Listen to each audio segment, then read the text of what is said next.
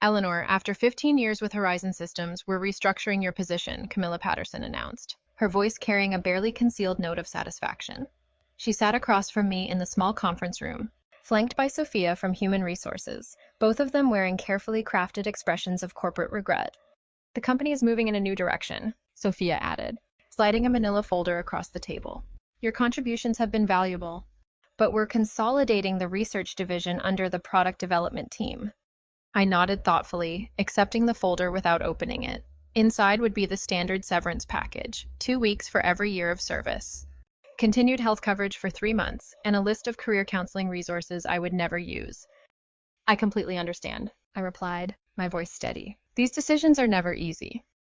Relief flashed across their faces. They'd clearly expected tears, protests, or anger. After all, I was a 55-year-old woman being pushed out of the tech industry, where youth was prized above experience. What they didn't know was that I had anticipated this moment for weeks, ever since a misdirected email thread had appeared in my inbox last month. We'd like you to clean out your desk by Friday, Camilla continued, gaining confidence from my apparent acceptance. We'll need your key card, company laptop, and phone before you leave. Your team will be notified this afternoon. My team. 6 brilliant engineers I had personally recruited and mentored over the years. The same team that had helped me develop the distributed processing algorithm that now powered Horizon Systems' flagship product, Finance Hub, financial management software used by over 40% of Fortune 500 companies. Of course, I said, rising from my chair. Is there anything else? They exchanged glances, clearly thrown by my composure. Camilla recovered first. That's all for now. Thank you for making this professional.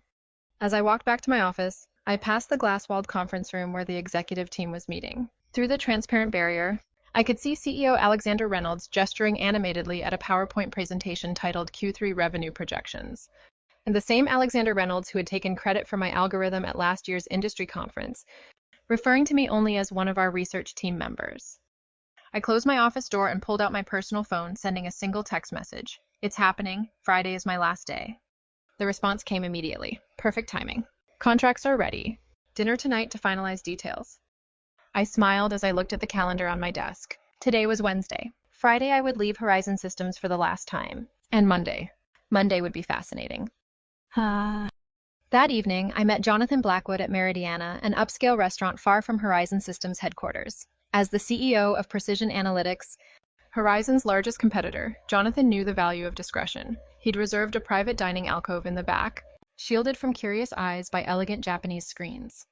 They actually did it, Jonathan said, shaking his head after we ordered. I suspected they might, but to cut the very person who developed their core technology. Alexander never understood what I actually created, I replied, sipping my water. He saw the implementation, the user interface, the marketing potential, but the underlying architecture, that was just tech stuff to him. The irony was almost too perfect. 3 months ago, I discovered the patent application for my distributed processing algorithm had never been filed by Horizon's legal team. An oversight? They'd claimed when I inquired. They'd assured me they'd handle it immediately, but something about their response had seemed off, prompting me to check the company's internal documentation. That's when I found it, a strategy memo outlining plans to claim the algorithm as company-developed technology, without specific inventor attribution. They'd planned to push me out before securing the patent, knowing intellectual property developed by employees typically belonged to the company. What Horizon didn't know was that I'd already been working on refinements to the algorithm on my own time, using my personal equipment. Those improvements, which dramatically increased processing efficiency by 43%, weren't covered by my employment agreement. I'd quietly filed for a patent under my own name last month, fully documented with timestamps and development logs that clearly showed the work was completed outside of company time. The patent had been granted with remarkable speed, thanks to Jonathan's introduction to a top-tier IP attorney. All the paperwork is finalized, Jonathan said, sliding a folder across the table. As soon as you sign, Precision Analytics officially acquires exclusive licensing rights to your patent. The press release goes out Monday morning, announcing you as our new Chief Innovation Officer. I reviewed the documents carefully, though I'd already memorized the key terms: a 7-figure signing bonus, substantial equity in Precision Analytics, and ongoing royalties from all products using my algorithm. What do you think Alexander's face will look like when he realizes what's happened? Jonathan asked, unable to hide his satisfaction at the prospect. I'm more concerned about my team, I admitted. They don't deserve to be caught in the fallout. Jonathan nodded. Already addressed. We have positions for all 6 of them if they're interested. Senior roles with significant raises. I signed the final page and closed the folder. In one elegant move, I had secured my future, protected my team, and ensured recognition for my work. To new beginnings, Jonathan said, raising his glass. And to owning your own value, I added, clinking my glass against his. Thursday and Friday passed in a blur of exit interviews, knowledge transfer meetings, and saying goodbye to colleagues. I maintained my professional composure throughout, even as rumors spread across the company. Administrative assistants gave me sympathetic glances in the hallways. Junior developers approached awkwardly, asking if I'd provide LinkedIn recommendations before I left. I documented everything meticulously, every project, every password, every process, knowing full well that Horizon would soon discover just how thoroughly they needed me to be. My decision to leave comprehensive transition notes wasn't kindness, it was evidence. Evidence that I had acted in good faith while the company had not. During my final exit interview on Friday afternoon, Sophia from HR went through the standard checklist with mechanical efficiency. You understand that any intellectual property developed during your employment remains the property of Horizon Systems, she stated, pushing a non-disclosure agreement across the table. Of course, I replied pleasantly. Anything developed within the scope of my employment using company resources during company time. I emphasized those qualifiers slightly, but Sophia was too busy checking boxes to notice. And you affirm you have no copies of proprietary company information? I have taken nothing that belongs to Horizon Systems, I confirmed truthfully. The patent was mine, after all. As I packed the personal items from my desk, family photos, a collection of conference badges marking 15 years of industry events, the coffee mug my team had given me last Christmas, Camilla stopped by, leaning against my doorframe with artificial casualness. I just wanted to check that everything's clear for your departure, she said, watching me place items into a cardboard box. Crystal clear, I replied, wrapping a small award I'd received for the very algorithm now at the center of my plans. The irony wasn't lost on me as I carefully placed it between layers of tissue paper. You know, Eleanor, these restructuring decisions are never personal, Camilla continued. Alexander feels the company needs to move in a more youthful direction. I looked up, meeting her gaze directly. I understand completely. Business is business. Something in my tone made her pause. For a brief moment, uncertainty flickered across her face, but she quickly dismissed it. What could a soon-to-be unemployed 55-year-old woman possibly do? Will you be taking some time off? She asked, an artificial note of concern in her voice. Actually, I already have something lined up, I replied. I start Monday. Surprise crossed her features. That's fast. Anything interesting? I smiled. Very, a leadership position. I'm quite excited about it. She nodded absently, already mentally moving on to other matters. Well, good luck with that. As I walked out of Horizon Systems Glass headquarters for the final time, keycard surrendered and personal belongings in tow, I took a moment to look back at the building where I'd spent 15 years of my career. On the top floor, I could see the executive conference room lit up for an evening meeting, likely discussing how to redistribute my responsibilities among younger, less experienced, and significantly less expensive staff. Little did they know that in less than 72 hours, that same room would be hosting an emergency crisis meeting instead. The press release went live at 7 a.m., Jonathan informed me as I settled into my new corner office with floor-to-ceiling windows. Industry newsletters are already picking it up. I've got the communications team monitoring reactions. The announcement had been crafted with strategic precision. Precision Analytics acquires exclusive rights to revolutionary processing algorithm.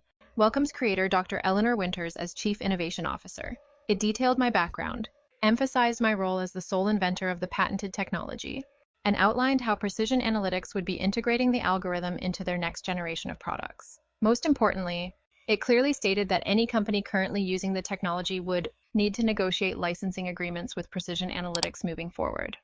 At precisely 9:15 a.m., my phone lit up with the first text from my former team at Horizon. Complete chaos here. What did you do? It was from Marcus, my lead developer. I smiled, typing back, check your personal email. All 6 of you have offers waiting. Meanwhile, 8 miles away at Horizon Systems headquarters, the scheduled Monday morning executive meeting was undergoing a dramatic transformation, according to Marcus's play-by-play updates throughout the morning. Alexander had arrived at the office to find the company's general counsel and chief financial officer waiting at his door, both ashen-faced.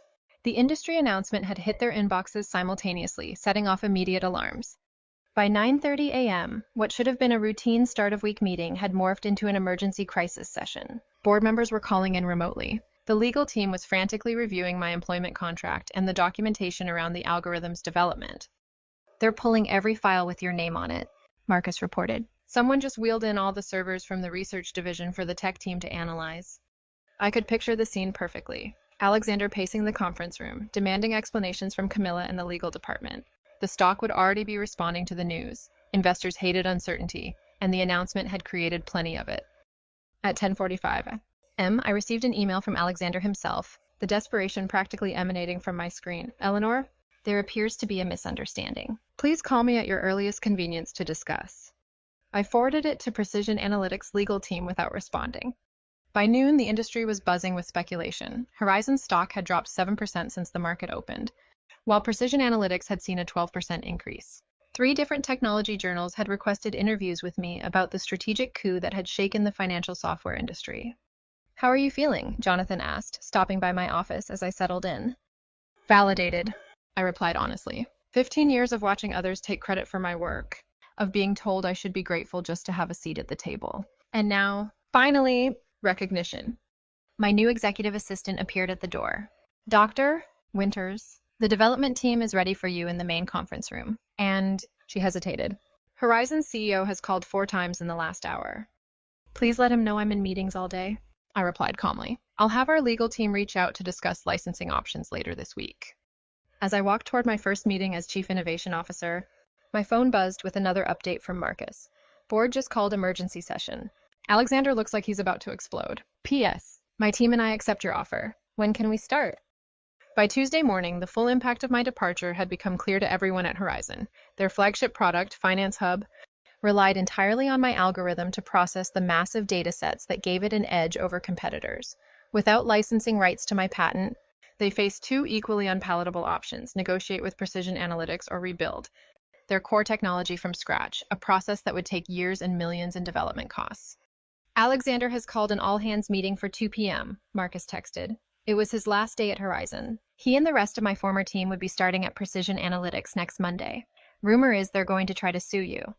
I forwarded his message to our legal department, who responded almost immediately. Let them try. Your documentation is impeccable. Development logs, timestamps, personal equipment usage all clearly established. We've prepared for this scenario. Meanwhile, I was settling into my new role with remarkable ease. The respect I received at Precision Analytics was a stark contrast to my final years at Horizon. When I spoke in meetings, people actually listened. My ideas weren't repackaged by male colleagues and presented as their own. My age and experience were viewed as assets rather than liabilities. The engineering team is implementing your efficiency improvements, Jonathan informed me during our afternoon briefing. Early testing shows a 51% performance boost, even better than we projected. I had several refinements I never shared with Horizon, I admitted. After I discovered they were planning to eliminate my position, I saw no reason to give them my best work. Their loss, our gain, Jonathan replied with a satisfied smile. Speaking of which, the first licensing inquiry came in this morning, not from Horizon yet. They're still in denial, but from data flow systems. They're worried about being caught in the crossfire. At 3:30 p.m., Marcus sent a detailed account of Alexander's all-hands meeting. The CEO had tried to project confidence, assuring the staff that Horizon would vigorously defend our proprietary technology, but the anxiety in the room had been palpable. Several employees had already updated their LinkedIn profiles, sensing the company's vulnerability. Camilla looked like she was about to faint when someone asked directly if they'd failed to secure the patent, Marcus reported. Alexander cut the question period short after that. By Wednesday, the industry fallout had intensified. 2 major clients had contacted Precision Analytics about switching from Finance Hub, concerned about Horizon's ability to maintain the product without the algorithm's creator. Our stock had risen another 8%, while Horizon's continued its decline. I received a call from Sophia in HR, the same woman who had slid my severance package across the table just days earlier. Eleanor, she began, her voice carefully professional. I'm calling to discuss the, situation with your patent. We believe there may have been a misunderstanding about ownership rights.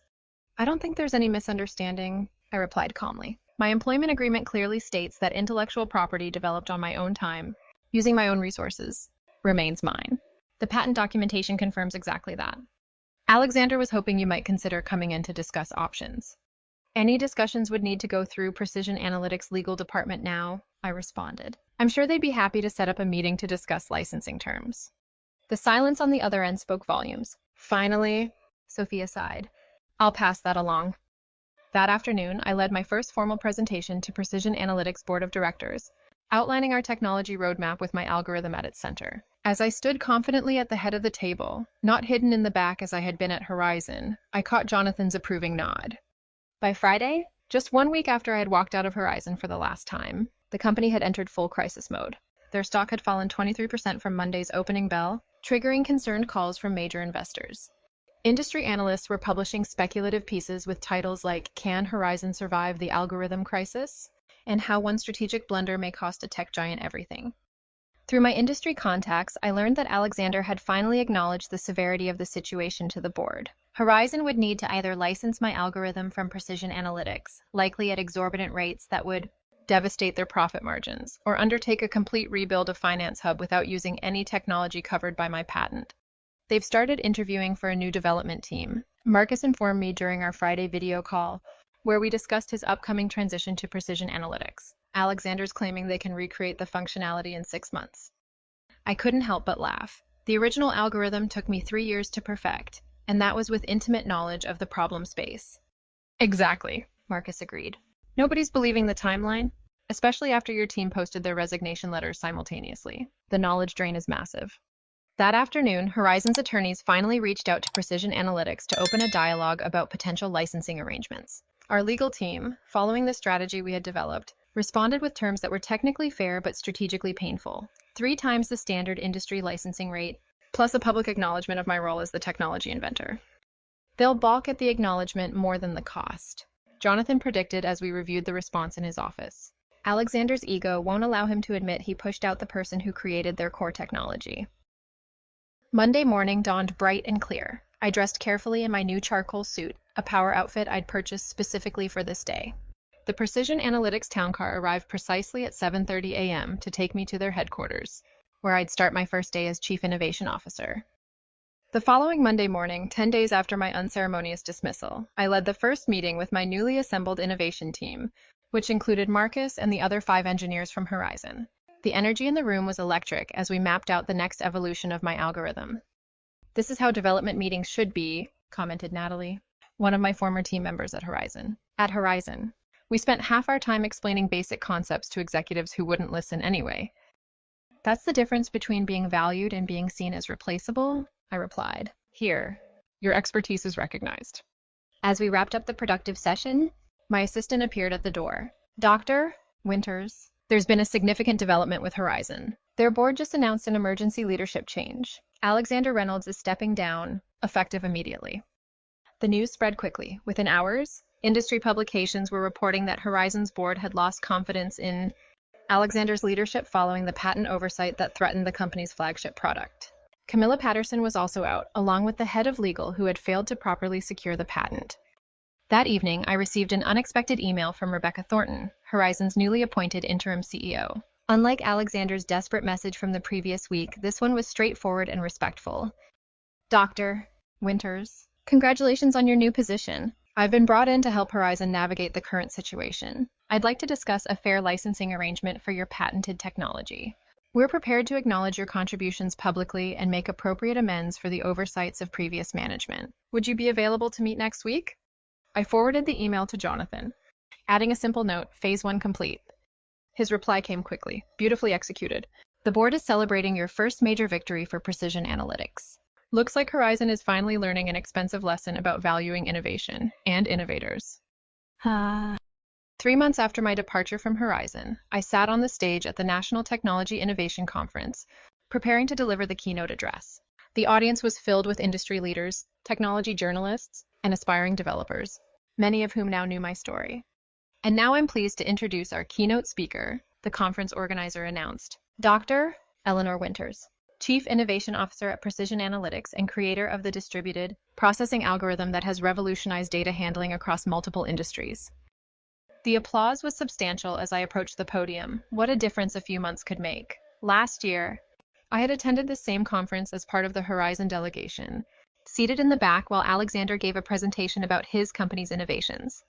"Thank you," I began, surveying the attentive faces. "Today I want to talk about innovation, ownership, and the importance of properly valuing intellectual contributions, regardless of where they come from."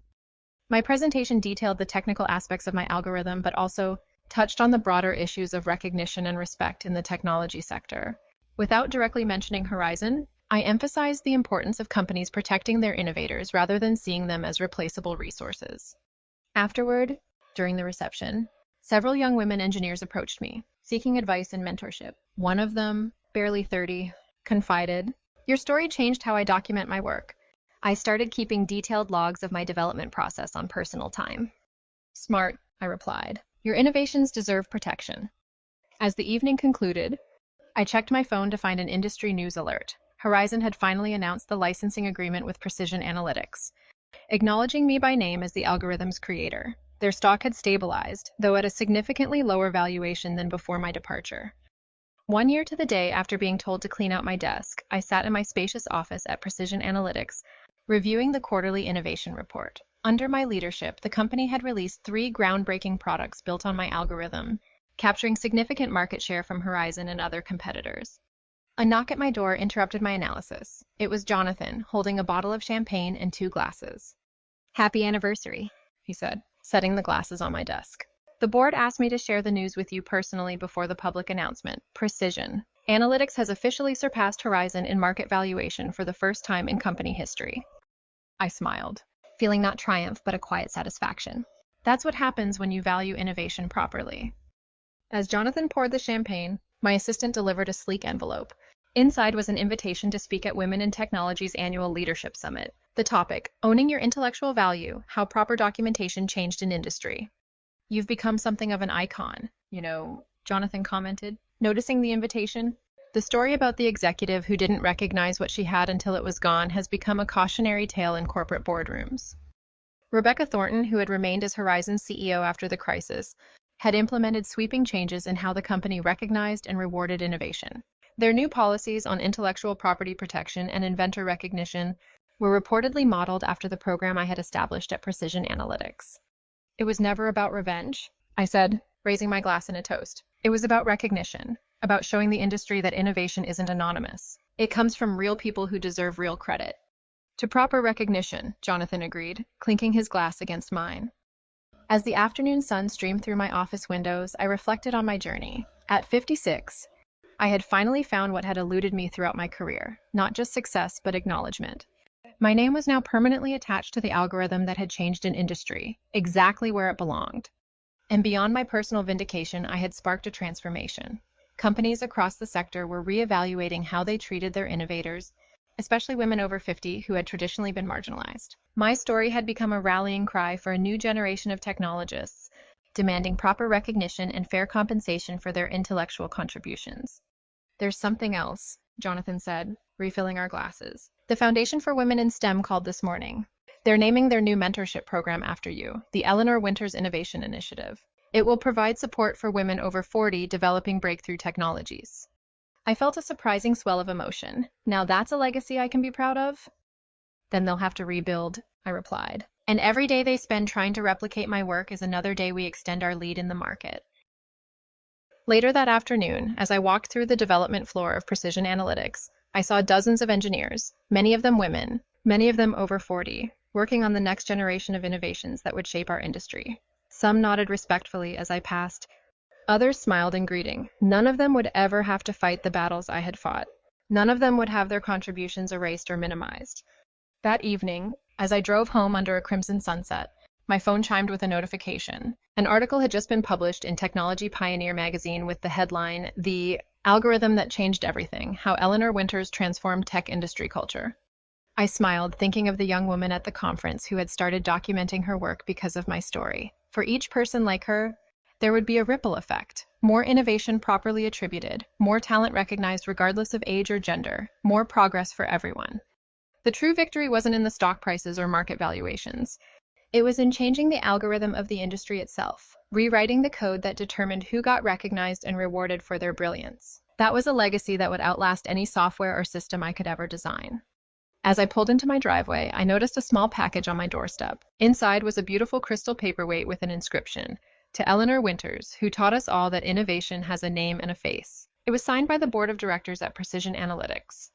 I placed it on my desk at home, next to the framed copy of my patent. Together they told the story not just of my vindication, but of a transformation that would benefit generations of innovators to come.